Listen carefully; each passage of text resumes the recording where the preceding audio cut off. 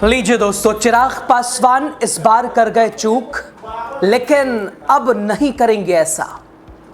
चिराग ने मानी अपनी चूक। सीएम कुर्सी पर दोस्तों क्या चमकेगा चिराग का नाम? भौचक्का मोदी, नीतीश और शाह। चिराग ने दे दिए बड़े संकेत कि इस बार जो चूक हुई अब आएंगे पूरी तैयारी के साथ। सब कुछ आपको बता रहे, लास्ट तक आप बने रहिए। आप देख रहे हैं द राजनीति का विशेष सेगमेंट। मैं हूं आपके साथ यासूब रजा। दोस्तों, बिहार की सियासत में फिर गूंज उठा है चिराग पासवान का नाम। इस बार भले ही उन्होंने खुद को सीएम रेस से दूर बताया हो, लेकिन अब चिराग पासवान ने ऐसे संकेत दे दिए हैं, चिराग पासवान ने ऐसा इशारा कर दिया है जिससे ये महसूस हो रहा है, जिससे ये अंदाजा लगाया जा सकता है कि चिराग मान रहे हैं कि इस बार उनसे चूक हुई है बिहार चुनाव को लेकर। चिराग पासवान ये स्वीकार रहे हैं कि इस बार हमारी भूमिका कम है और स्थिति भी वैसे ही है, हम इतनी मजबूती में भी नहीं है, लेकिन आने वाला जो समय है वो मेरी बारी का होगा, जिसमें हमारी भूमिका अहम होने जा रही है।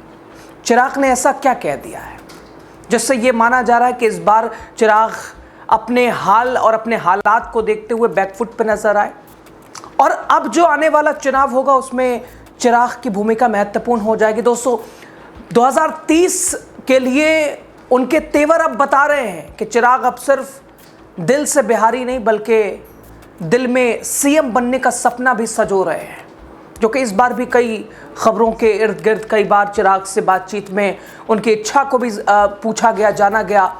चिराग की पार्टी तो लगातार ये कहती रही, चिराग का बैनर पोस्टर लगा रहा कि चिराग की ज़रूरत, कुर्सी चिराग को चाहिए। और अब चिराग पासवान भी ये मानते हैं कि कौन सा दल नहीं चाहता कि उसका नेता प्रदेश की राजनीति में अहम भूमिका निभाए।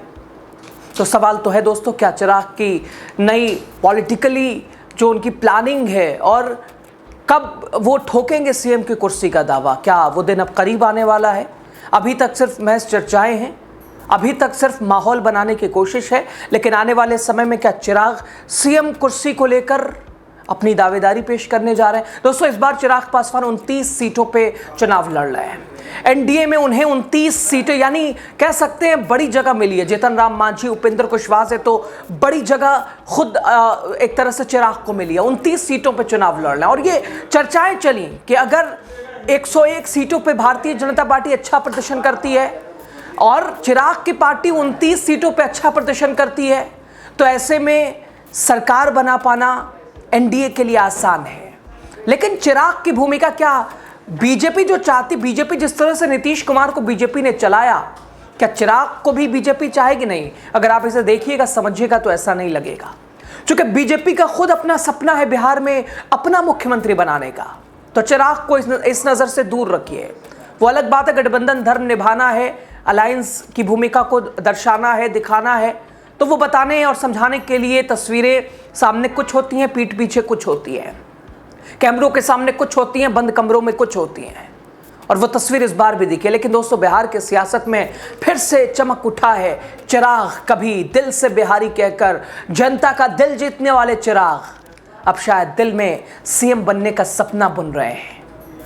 जहां नीतीश के नाम की गूंज आज है, आज भी नीतीश नीतीश नीतीश बिहार पूछ रहा, हर दल उन्हें स्वीकारने को तैयार है। नीतीश की भूमिका, उसके ऊपर लगातार प्रकाश डाले जा रहे हैं, लेकिन वहीं एक नाम और गूंजा जो कि चिराग। क्या चिराग से चिराग हो पाएगा बिहार?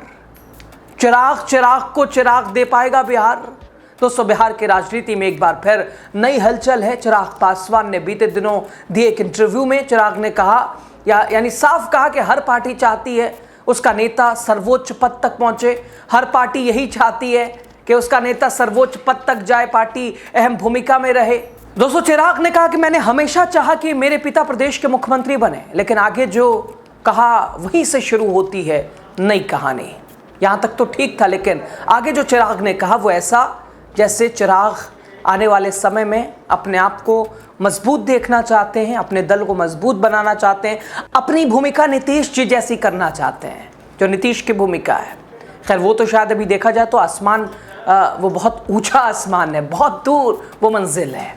चिराग ने कहा कि फिलहाल तो गठबंधन नीतीश कुमार के नेतृत्व में चुनाव लड़ेगा, लेकिन वक्त आने पर सब कुछ बदल सकता है।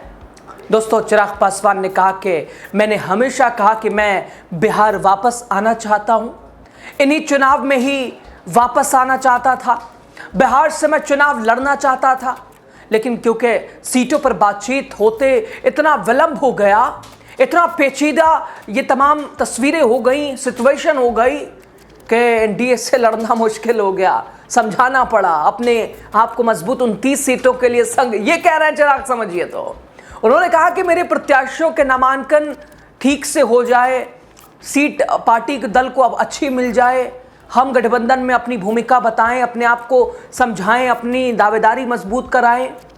इन सब में व्यस्तता मेरी ज़्यादा लग गई।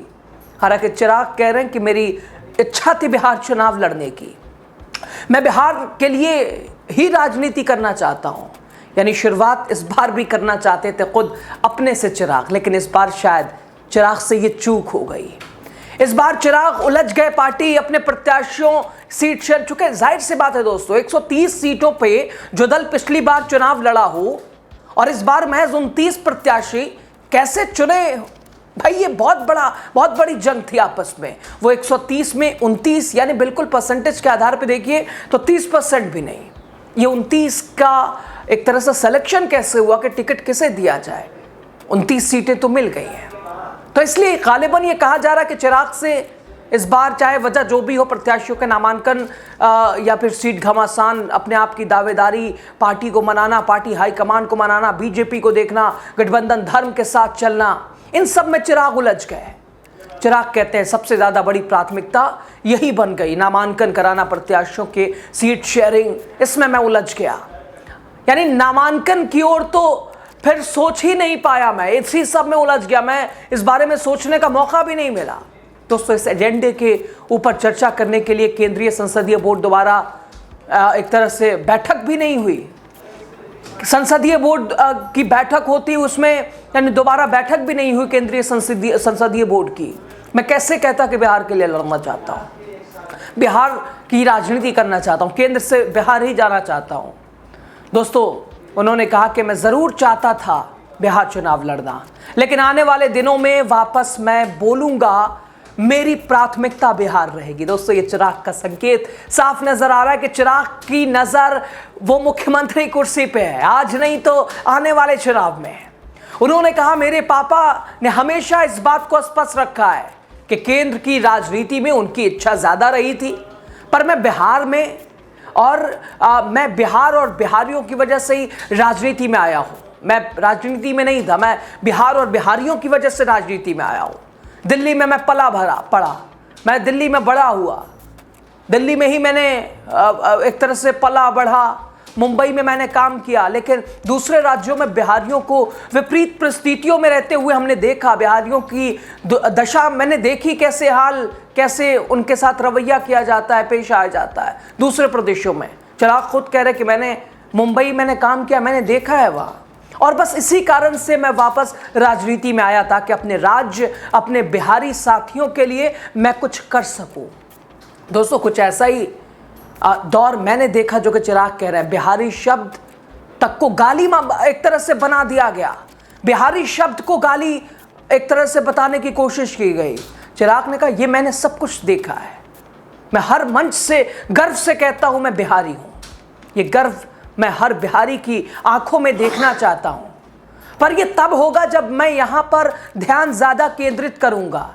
तो मैं मानता हूं कि अगले 4 से 5 साल मेरे इस फैसले और ज्यादा मजबूत करेंगे और मुझे बिहार की राजनीति में पूरा ध्यान अब केंद्रित करना होगा। ये चिराग कह रहे हैं दोस्तों कि मैंने बिहार और बिहारियों की दशा देखी है, दूसरे प्रदेशों में क्या होता है उनके साथ, यही सोच के मैं मैं राजनीति में आया और मैं बिहार के लिए राजनीति करना चाहता हूं, बिहार की बेहतरी के लिए, उन भाइयों के काम आ सकूं, इसके लिए काम करना चाहता हूं। चिराग कह रहे इस चुनाव में तो मैं उलझ गया, इस चुनाव में आपस में एनडीए में सीट घमासान अपनी दावेदारी पेश करना, नामांकन कराना प्रत्याशियों का, वो सबसे बड़ी चुनौती, 130 से सीधे 29 प्रत्याशियों को चुनना, यानी वो कह रहे हैं कि मैं मानता हूं अगले 4 से 5 साल मेरे इस फैसले को और ज्यादा मजबूत हम करेंगे। यानी ये मान के चलिए 2025 चुनाव में चिराग की भूमिका जो भी रहे, जो भी फिलहाल है, लेकिन आने वाला चुनाव चिराग पूरी तरह से बिहार में केंद्रित अपने आप को करना चाहते हैं। मुझे बिहार की राजनीति में पूरा ध्यान लगाना है, ये चिराग कह रहे हैं। तो खैर दोस्तों, 2030 का चुनाव अभी दूर है, लेकिन चिराग की उस चुनाव पर नजर है। 2030 के चुनाव में चिराग अपने आप को बिहार और फिलहाल चुके 29 सीटें जीतकर भी अपने आप की मजबूती, अपने आप को बिहार में धरातल पर, जमीनी स्तर पर पहुंचाने की चिराग कोशिश करेंगे। सिर्फ पार्टी को नहीं, अपने आप को भी। शायद इसीलिए कह रहे हैं कि 5 साल मुझे इसी पे काम करना है। यानी 2030 चुनाव को चिराग महत्वपूर्ण, अहम मान रहे अपने लिए, अपनी भूमिका के लिए।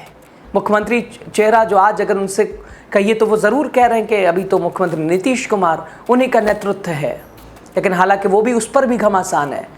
अमित शाह ने तो कहा था विधायक दल तय करेगा, वो भी नाम के लिए महज, दोहरा चरित्र, दोहरा मापदंड। लेकिन 2030 की तैयारी में चिराग अभी से ही लग गए। दोस्तों, चिराग पासवान ने संकेत साफ दे दिया है, उनकी निगाहें दिल्ली नहीं बल्कि पटना की कुर्सी पर टिकी हैं। दोस्तों, रामविलास पासवान की विरासत को आगे बढ़ाने निकले चिराग अब नई राह पर हैं।